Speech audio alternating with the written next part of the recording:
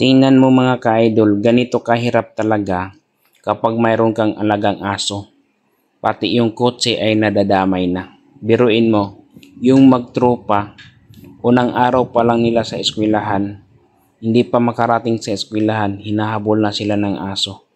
Ayan oh, siguro yung aso na ito ay nakalabas dun sa lungga niya. Kawawa talaga dito yung mga tao na kagati ng aso.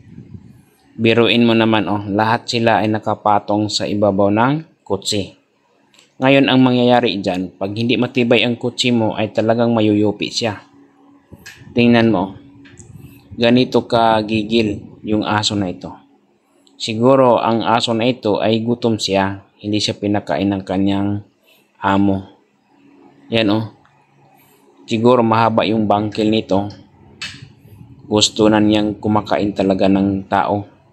Kumbaga ayaw na siguro niya doon sa dugpod, tao na naman. Baka mamaya ay nagsawa pala siya doon sa dugpod na pinakain. Tingnan mo, nakaakyat na. Nako, nakayari na. Kawawa dito na buti-buti tumakbo sila oh. Tingnan mo, sobrang tapang yung aso na yan. Hinahabol talaga yung lumalabas. Yan oh.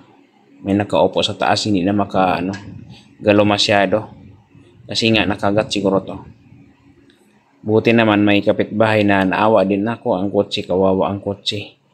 Nayupi na magkano kayang bayad sa may-ari nito kapag pinarepair yung kotse na ito. Sa ganitong magtropa, maganda talaga paulit siya panoorin o tingnan mo. Panoorin natin ulit ano nangyari ito sa ginagawa nila oh. Minsan nakakatawa, nakakagigil. Yan oh, yung aso talaga. Kung mayroon tong pakpak, nako sigurado, nakapatong na to si babaw. Tapos, ang bigat pa naman yung mga tao na to. O, mga matataba. Ay talagang yupi. Buti na lang yung kotse na yan ay nakatambay lang siya doon, nakaparking. Hindi alam ito ng may-ari ng kotse. Pagdating dyan, sigurado ako magtataka yon. Bakit nayupi yung kotse na yan? Yan o. O, biruin mo yung aso na yan. Sobrang tapang.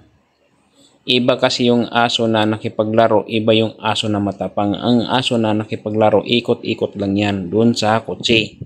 Hindi siya tumatalon. Yan oh, tumatalon pa siya. Gustong umakyat talaga sa taas oh. Oh, kung lahat sila makagat ng aso, ay delikado talaga. Nako, oh, tapang oh, kasi sinisipa, hindi tumatakbo. Oh, kinagat talaga oh. Grabe naman yung aso na ito.